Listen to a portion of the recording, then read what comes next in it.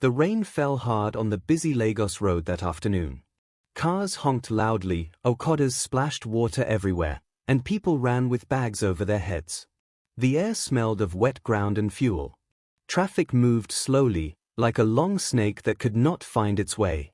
In the middle of all the noise and rush stood a big black SUV, waiting for the light to change. Inside the car, everything was quiet and dry, but outside, the city shouted and pushed. Mr. Chaik Obi sat behind the wheel, his hands tight on the steering. He was a tall man with neat hair turning grey at the sides. His suit was expensive, his watch shone, but his eyes looked tired and sad. In the back seat sat his daughter Ada, only 13 years old. She was strapped safely into her wheelchair, which was folded and fixed beside her. Ada stared out the window with empty eyes. Her legs were covered with a soft blanket. She had not walked since the terrible accident 5 years ago. She almost never spoke, and she never smiled. Her father glanced at her in the mirror and sighed quietly. Suddenly, Ada pointed to a small shop across the wide road. "Daddy, I want that red balloon," she whispered. It was the first thing she had asked for in many weeks. Mr. Chaik's heart jumped with hope. He looked at the heavy rain and the rushing cars. It was too dangerous to cross now. He wanted to say no, but he could not bear to make her sad again. He parked the car carefully on the side and helped the driver bring out the wheelchair. He opened a big umbrella and pushed Ada towards the edge of the road. The rain soaked his shoes. Cars sped past, splashing water close to them. Ada held the umbrella handle with him, waiting for a safe moment that did not come. That was when Tunde saw them. Tunde was also 13, but his life was very different. He had no father, no mother, no home.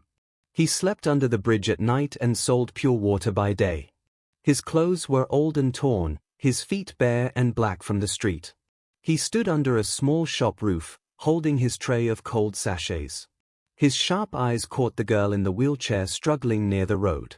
He saw how the cars did not slow down. Without thinking twice, he dropped his tray under the roof and ran into the rain. Water slapped his face, but he kept going. He reached Ada and Mr. Chaik just as a truck roared close. "Let me help, sir," Tunde shouted over the noise. He grabbed the back of the wheelchair with strong hands and pushed together with Mr. Chaik. They waited for a small gap, then moved fast and careful. Tunde shouted at drivers to slow down. Step by step, they crossed the wide, dangerous road until Ada's wheels touched the other side safely.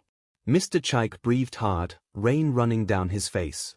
He looked at the thin boy who stood dripping and smiling softly at Ada. Ada turned her head slowly and looked straight at Tunde. For the first time in 5 long years, her eyes did not look empty. Something small and warm flickered there. Mr. Chaik felt it like a punch in his chest.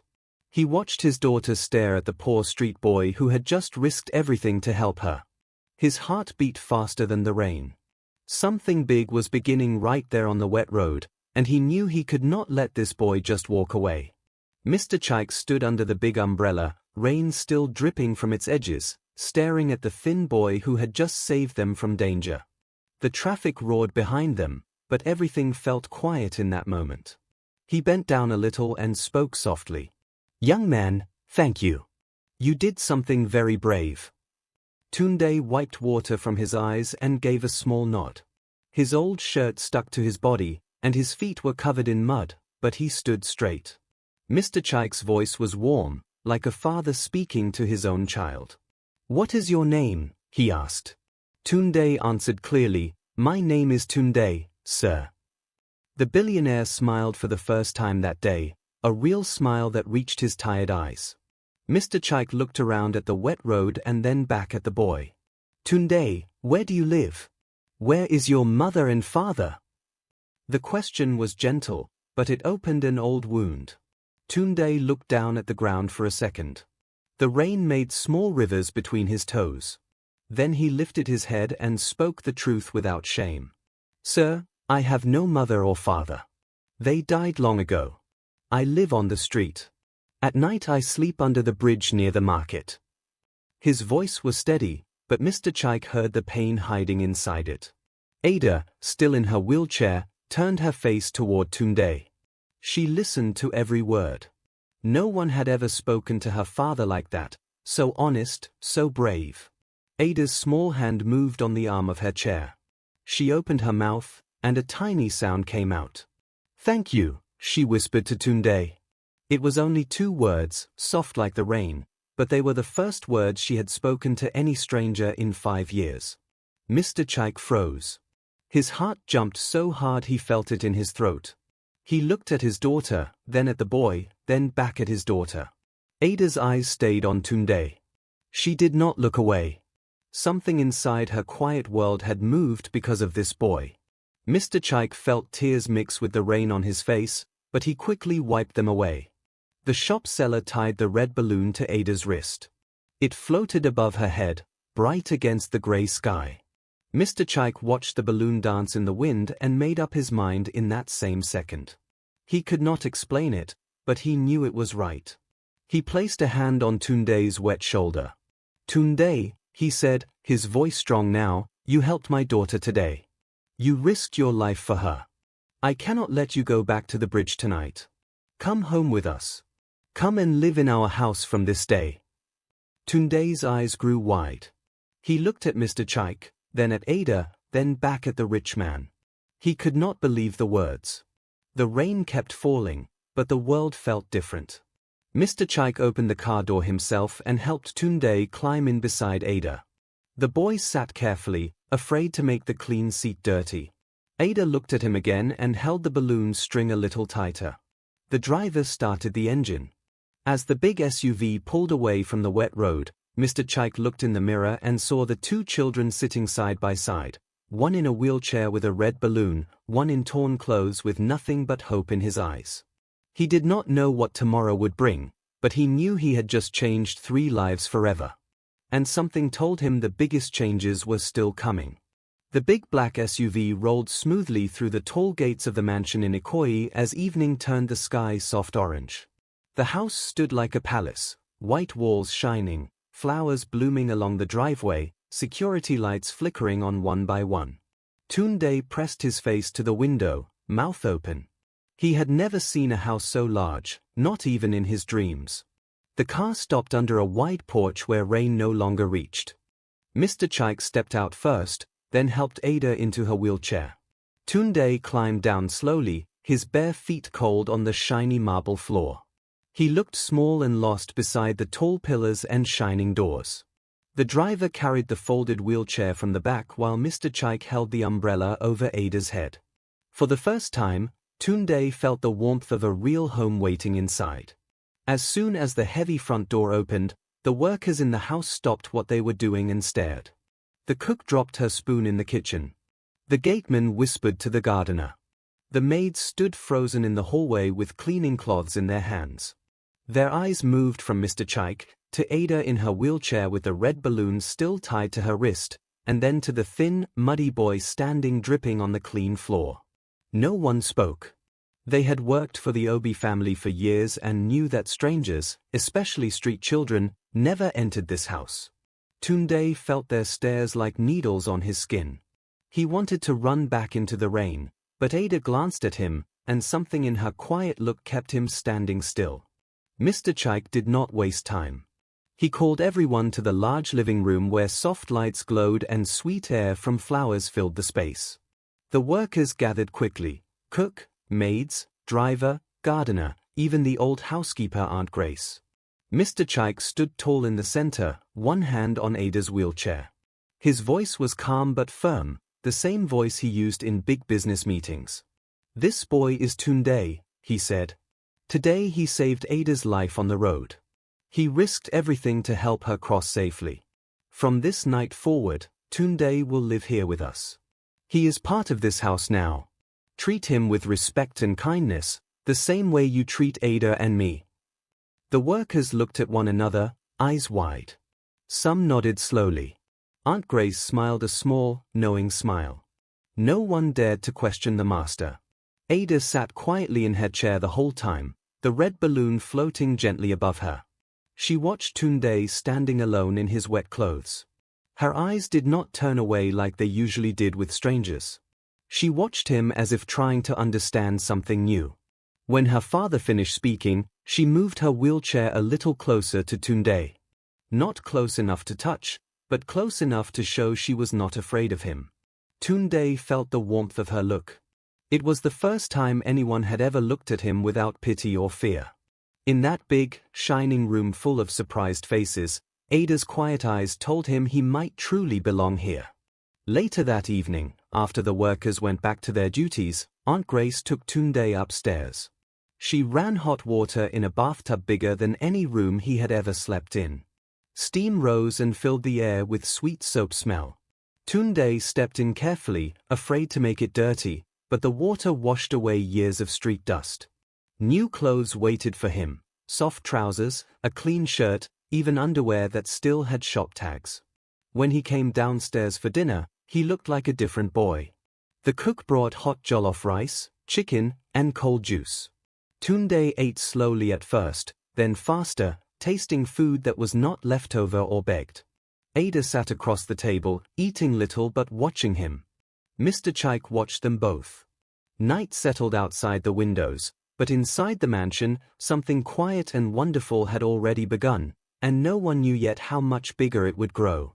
5 years ago, on a night much like this rainy one, Mr. Chaik Obi had been driving the same black SUV along the third mainland bridge. His wife, Kayama, sat beside him laughing at something Ada said from the back seat. Ada was 8 then, full of noise and questions, her legs kicking happily against the seat. Music played softly, the road was clear, and the future felt bright. Then came the loud screech of brakes from a truck that lost control in the wet. Metal crashed against metal. Glass shattered. Light spun. When Mr. Chaik opened his eyes again, everything was quiet except for the rain on the twisted car roof. Kayama's hand was still in his, but it was cold and still. Ada's small cries came from the back. That night stole his wife forever and left his daughter unable to walk again. The hospital room smelled of medicine and fear. Doctors spoke in low voices, saying Ada's legs would never move the way they did before. Mr. Chaik sat by her bed day and night, holding her tiny hand, promising the world would be good again. But when they finally brought her home in the wheelchair, Ada changed. Her laughter stopped like someone had turned off a light. She looked at people as if they were far away. She stopped asking questions. She stopped playing. Even her favorite dolls stayed untouched on the shelf. At night Mr. Chaik would stand outside her door listening to her quiet crying, feeling helpless because money could buy doctors and machines, but it could not bring back her smile or her mother's voice. Years passed slowly in the big mansion. Servants came and went quietly, afraid to disturb the sadness that hung in every room. Ada moved from bed to wheelchair to garden and back, always silent. She read books alone, stared at the sea from the balcony, and answered only when spoken to. Mr. Chaik watched her grow beautiful like Kayama, same soft eyes, same gentle mouth, but the light inside her stayed dark. He tried everything: the best teachers, trips abroad, toys, pets, even a pony once. Nothing worked. His own heart carried a heavy stone. He went to work every day, built more companies, made more money, but came home to silence. At night he sat in Kayama's old chair, staring at her photo, asking why joy had left his house. Deep in his chest, Mr. Chaik carried a quiet hope that refused to die. He believed a new beginning could heal them. He thought maybe another woman's love, another mother's care, could warm the cold places in Ada's heart. He wanted to see his daughter laugh again, to hear her call someone mummy with happiness. So he began to look carefully. He met women at events, spoke to friends, prayed in church. Then he found Vanessa, tall, beautiful, with long hair and a bright smile that made heads turn. She spoke sweetly, listened to his stories, touched his arm gently. In her presence he felt less alone. He told himself that if he married her, Ada would feel less alone too. He did not see the coldness behind her pretty eyes yet. That hope was still burning inside him the day Tunde pushed Ada's wheelchair across the rainy road. As Mr. Chaik watched his daughter look at the poor boy with new interest, something stirred. For the first time in 5 long years, he wondered if healing could come not from a new wife, but from something unexpected, something small and brave standing dripping wet in front of him. But he did not know that yet. The night closed around the mansion, and in the quiet rooms, past pain and new hope waited side by side, ready for whatever would come next. A week after Tunde came to live in the mansion, Mr. Chaik invited Vanessa to visit for the first time.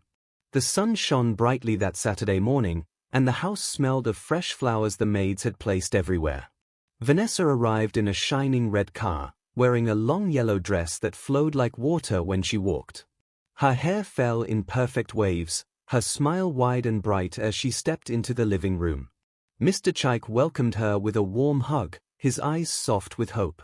Ada sat quietly in her wheelchair near the window, the red balloon long gone but its memory still there. Tunde stood a little behind her, wearing his new clean clothes, watching everything with careful eyes. Vanessa kissed Mr. Chaik on the cheek and spoke in a sweet voice that filled the room like music. When Vanessa turned to the workers, her smile stayed, but her eyes changed. She looked at Aunt Grace carrying a tray of drinks and said sharply, "Why is the juice not colder? Don't you know how to do things properly here?" Aunt Grace bowed and hurried away without a word. Later, when the cook brought small chops, Vanessa waved her hand and said loudly, "This is too oily. Take it back." The cook's face fell, but she obeyed quickly. Mr. Chaik did not hear these moments because he was busy showing Vanessa the garden view. But Tunde heard. Ada heard. The workers whispered in the kitchen about the beautiful woman who spoke sweetly only to the master. Vanessa sat gracefully on the sofa, legs crossed perfectly, acting like she already owned the house. Vanessa moved closer to Ada and bent down with a big smile. "Hello, sweet girl," she said, voice soft like honey. "You are so pretty. I brought you a gift." She pulled out a shiny necklace from her bag and placed it around Ada's neck. Ada looked at the necklace, then at Vanessa's face. She did not smile. She did not say thank you. Something in Vanessa's eyes felt cold to her, like a wind from a closed room. Ada's fingers touched the necklace but then fell back to her lap. She moved her wheelchair a small distance away. Vanessa straightened up, still smiling for Mr. Chaik to see, but her mouth tightened just a little. Ada looked toward Tunde instead, and he gave her a small nod that said he understood. When Vanessa finally saw Tunde properly, she stopped smiling completely. "Who is this boy?" she asked Mr. Chaik, pointing with one long finger. "He looks like one of those children from the street." Her voice was no longer sweet. Mr. Chaik explained calmly how Tunde had saved Ada on the rainy road and now lived with them. Vanessa raised one eyebrow and looked Tunde up and down, his clean but simple clothes, his quiet standing. "Oh," she said coolly, "how kind of you." She turned away quickly and took Mr. Chaik's arm, pulling him toward the balcony to talk alone. Tunde felt her look like a sharp stone. Ada reached out and touched his hand lightly for the first time. That same night, long after Vanessa's red car drove away, the house grew quiet and dark. Everyone slept except one room where a small light glowed. Vanessa sat in her own apartment across the city, phone pressed to her ear. She spoke in a low, angry whisper to a friend. "There's a dirty street boy living there now. And the daughter doesn't even like me. But it doesn't matter. Once I marry him, all that money will be mine. I'll play nice a little longer, then take what I want and disappear." She laughed softly, a sound without warmth. Outside her window, Lagos slept under stars, not knowing the danger growing inside one beautiful heart. In the mansion, Ada held the necklace Vanessa gave her, then quietly placed it in a drawer and closed it tight. Every morning after breakfast, Tunde began to push Ada's wheelchair out to the wide garden behind the mansion. The sun warmed the green grass, and bright flowers nodded in the gentle breeze. He moved slowly so she could feel the fresh air on her face. They followed the same stone path each day, past the mango trees, around the small fountain, to the shady spot under the big almond tree. Tunde never rushed. He talked about little things, how the birds fought over crumbs, how the gardener sang old songs while watering plants, how the sky looked different every day. Ada sat quietly at first, hands in her lap, but her eyes followed everything he pointed out. Day after day, the garden became their own secret world, away from the big house and watching eyes. Tunde told stories from his old life on the street, but only the funny ones. He described how he once chased a goat that stole his pure water tray, how he and other boys played football with a ball made of socks and plastic, how market women shouted his name when he helped carry heavy loads. His voice was light, his laugh quick and real. He never made the stories sad. Ada listened without moving, but her face softened little by little. Sometimes she asked a small question, did the goat come back? Or who won the football? And Tunde answered with big hand movements that made her watch even closer. The workers passing by noticed how the girl who once stared only at the ground now turned her head to follow the boy's words. One afternoon, as they rested under the almond tree, Tunde picked a small yellow flower and tucked it behind Ada's ear. See, he said, now you look like a queen. Ada touched the flower gently. Then something happened that no one in the house had seen for 5 years. The corners of her mouth lifted, just a little at first, then wider. A real smile, small and shy, spread across her face. It was not loud or long, but it was true. Her eyes shone brighter than the sun on the fountain water. Tunde stopped talking and just looked at her, surprised and happy. Ada saw his face and the smile stayed a moment longer before it hid again. But both of them knew it had been there. Mr. Chaik stood at his study window high above the garden, papers forgotten in his hand. He had come to check on them as he often did now, quietly, from far away. When he saw Ada's face change, when he saw that tiny smile bloom because of something Tunde said, his breath caught in his throat. He pressed his hand against the cool glass. Tears filled his eyes so fast he could not stop them. For 5 years he had prayed for this moment, spent millions searching for it in doctors and medicines, and now it came from a thin orphan boy telling street stories under a tree. He watched them longer, not wanting to break the magic. The garden grew quieter as the sun moved lower. Tunde pushed the wheelchair back toward the house, still talking softly. Ada held the yellow flower in her fingers.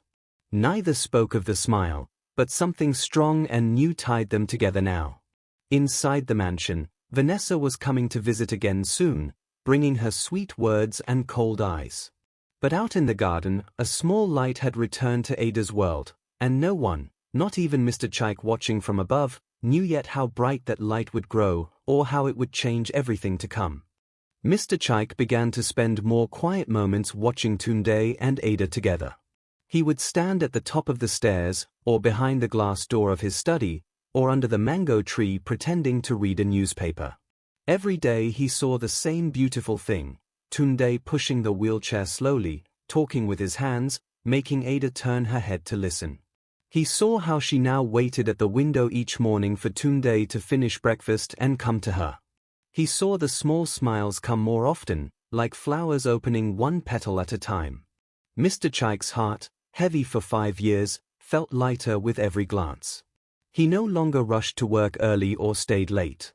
Instead he found excuses to stay home, just to watch the 2 children build a bridge of trust he had never been able to build alone. One evening he called Tunde into his study, a big room full of books and soft leather chairs. Mr. Chaik opened a drawer and brought out new school uniforms, crisp white shirts, navy trousers, shiny black shoes, even a school bag with Tunde's name stitched on it. You and Ada will start school together next week, he said gently. The same private school. You will learn, make friends, grow strong. Tunde touched the uniform carefully, as if it might disappear. His eyes filled with tears. He quickly blinked away. He had never owned new clothes before, let alone a school uniform. Mr. Chaik placed a hand on the boy's shoulder and spoke like a father. You are not a guest here, Tunde. You are family now.